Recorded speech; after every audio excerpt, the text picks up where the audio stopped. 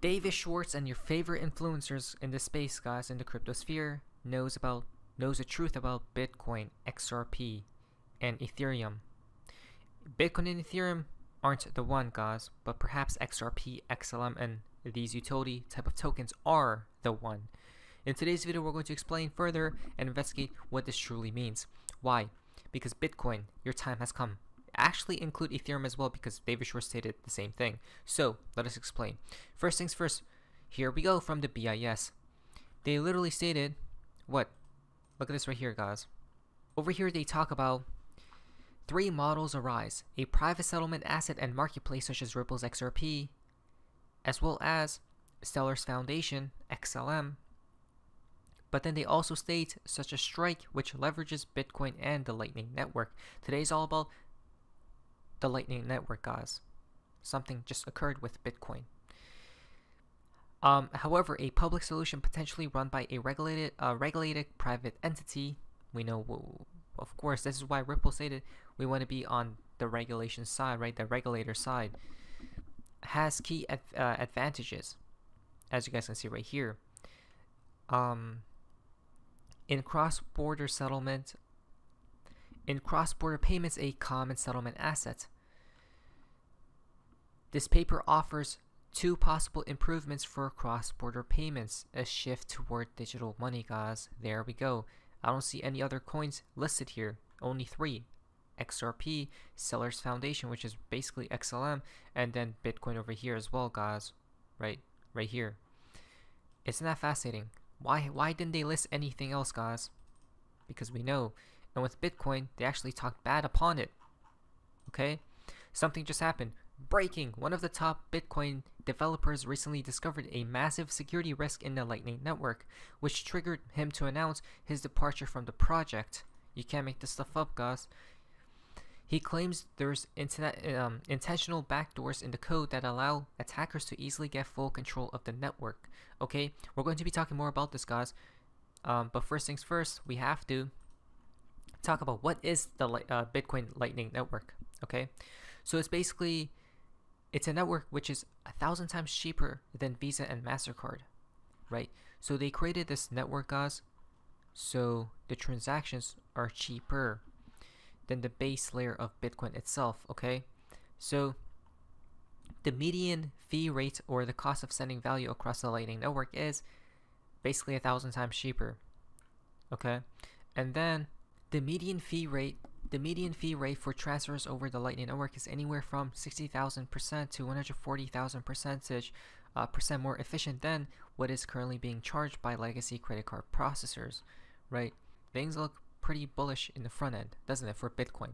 But perhaps it doesn't, because remember what just occurred with the Lightning Network. Let's not forget that the main backers of Lightning Network are Bitfinex, Tether, and Blockstream, all ran by fraudsters. So who is surprised, right? And oh, of course, the maximalists and the corrupt mainstream crypto news channels will be dead silent about this, guys, right? So I'm not too familiar with Bitcoin itself, guys, because the last time I bought Bitcoin was in 2019, I think. So I'm not too up to date what's really occurring with Bitcoin, guys, because I don't care at all, right? I truly don't care. It's a waste of time. But in today's video, we're talking about it because there seems to be an exploit, or something that can be exploited, guys. So here's the person who just left, and again, this video is quite interesting, so pay very close attention. Aaron Wise quotes, "Effective now, I'm halting my involvement with the development of the Lightning Network and its implementations. I think this new class of replacement cycling attacks puts Lightning in a very perilous position," right? And now there's this article that goes very in depth about this exploit, guys. Replacement cycling attack works like. So I'm not really going to go in depth because it's just going to take a long time, right? And it's going to be very technical. But it seems like these Bitcoin developers, right, are fleeing away, guys, from the Lightning Network, which isn't good at all, right? Even if there's a small exploit, it's not good, guys. Remember, XRP does what? Fixes all these things, right? Now, he states a lot of different things here, guys, but the reason why they even brought Lightning Network in the first place is because the base layer is unsuitable for micropayments. Why? So what is the Bitcoin transaction fee for $1,000? Right, this was, I think, I don't know when this was posted, guys, but over here the estimated was about around $10 to transfer $1,000, right? But there's a lot of different variables that come with it, guys, as well. Now, if we look at the Bitcoin average transaction fee right here, guys, what do we see? Okay, we see that it's pretty ballistic, as we can see.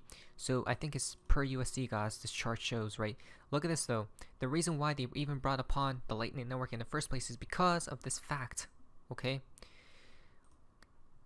retail, you basically are being eaten up, guys, by fees, especially during the bull market. As you guys can see how the fees ramp up, right? Averagely it was $62, I think, during the height of the bull run. During the bear market, it's much better because people are now using the Bitcoin network and such things like that, guys, right? It's quote unquote dead. But I remember clearly, guys, I remember to this day clearly, I was using the Ethereum network, right, on MetaMask, and the fees were astronomical, $80, $100, guys, right? And plus, this is I think on average. So if you want to skip the line, it costs more, right? Not to mention, here comes David Schwartz explaining why banks fought hard. Okay, look what he states about Ethereum. Listen very carefully. But listen, David Schwartz here. And I'm sure many of you have heard the narrative that Ethereum's fees mean that it's very useful, it's very popular, like that people are paying a lot of fees for it. But it's important to keep in mind that fees are residual friction that have not been removed by the system. So it is the users of systems like Ethereum who are paying those fees. If you use Ethereum, you're paying for its energy consumption. Now that right. Exactly, right. This is why, who's going to be the last coin standing, or the last coins, right? It doesn't seem like Bitcoin and Ethereum will, because there's going to be issues are already taking place as we speak, guys, right? With Bitcoin, can it really enter that new world, guys? I don't know, right? Maybe at that point it won't be for retail, for the retail people. That right there, ladies and gentlemen, is a complete knee slapper to every, fanboy for Ethereum and Bitcoin. I own Bitcoin and Ethereum, but when it comes down to scaling and real world utility and real value, XRP is going to by far demolish all these assets. Exactly. Now, so there's a lot of things happening here, guys, okay? But here's the catch with the Lightning Network. The channel size is trending higher because but the channel size is trending higher, but still well under $10,000. In such an environment, payments over $1,000 may be suited better to the Bitcoin-based chain in order to avoid payment failure or misfire. So this is why they created the Lightning Network, guys, for you guys, right? For the people that's not rich and things like that, guys, and doesn't want to eat that when someone is transacting with Bitcoin, so it doesn't eat up their fees, right? Or eat up their position size, guys. Okay. Now, but remember, there's an issue here, which this person goes in depth, guys, right? A Bitcoin developer. Not to mention, guys, even these institutions and organizations are stating what Bitcoin is the greatest distraction from the greatest disruption that is coming to financial services, don't we see?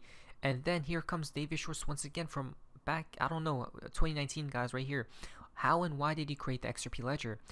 So Jed McCaleb, Arthur Brittle, and I created the XRP ledger to solve for the waste and scalability issues that we observed with Bitcoin, okay? Again, can Bitcoin scale, guys? It can't. All out of energy consumption. Right now, there's a problem with the Lightning Network and how it can be exploited by some type of attack vector. I think Bitcoin is a very much first iteration of a decentralized payment network. Like with everything in software, there's a first iteration, then like people improve upon it and make better and better versions. Think of the cell phone, right? Or think of a website such as AOL, right? These things, guys, do we see the improvements people make from the first coin or from the first product to the next? Same thing with Bitcoin, the first product to the next, XRP, right? Now, which I was thinking about ways to improve upon Bitcoin and remove the mining, which I think is a big problem both in terms of environmental impact and economic impact. Come on, guys. You guys see how Bitcoin isn't the one, right? Especially when they're literally halting their involvement with the Bitcoin, with the development of the Lightning Network, guys. These developers are, right? Oh, and by the way, guys, here's Brad Garlinghouse's take on a Bitcoin ETF. What are your thoughts on the Bitcoin's ETF approval and its future role in the monetary system? So I think it is an interesting one. We've obviously seen a bunch of traditional financial firms file for spot Bitcoin ETFs, and finally the United States SEC seems to be, after years of kind of dragging their feet, seems to be allowing those to move forward. I'm not sure. Part of the question here is this idea that are they part of the future monetary system? I mean, to me, a Bitcoin ETF is simply allowing people who may not know how to custody, buy, manage their crypto themselves to participate in Bitcoin as an asset. It's a little like a gold ETF. You may not want to hold gold in your home, but being able to buy a gold ETF allows you investment exposure to that asset. And so I'm very much pro giving people access to these things in a way that works for them. And so I don't know why that would be bad and why the SEC was blocking that. Whether or not, that has a role in the future monetary system, as much as I'm bullish about Bitcoin and I own Bitcoin, Bitcoin has some significant limitations as it relates to a payments mechanism in terms of fees and speed. And so I'm not sure I see that as a transforming the monetary system. Brad, it's been a great discussion. I can't believe it, guys. Wow, Brad Garlinghouse confirmed us. David Schwartz confirmed us. David Schwartz was attacking Ethereum just a little bit ago. Now Brad Garlinghouse attacking in Bitcoin, even though Brad Garlinghouse in this video, in this podcast, did say he's not a maximalist. Look at this. Bitcoin Lightning is finished, right? It will have one last parabolic bull run, then boom, that's it. Again, that's what I was saying from a long time ago, right? Such as, I think there's a narrative brewing, guys, for them to bring down Bitcoin, because I believe Bitcoin has to go to 123K, right? Or at least 99% minus whenever the collapse takes place, right? That's just my opinion, not financial advice, it's just speculation, guys, so take it with a grain of salt. But I don't know, something seems very fishy, doesn't it? Now, it goes even in more in depth, guys. Again, there's a lot of corruption here, right? It's all interconnected, guys. Bitcoin to Ethereum, right? This is why transparency rules, guys, as Brad Garlinghouse would say. Transparency matters in this space. Not financial advice, so just be prepared for the future. But anyways, guys, hope you guys amazingness. See ya.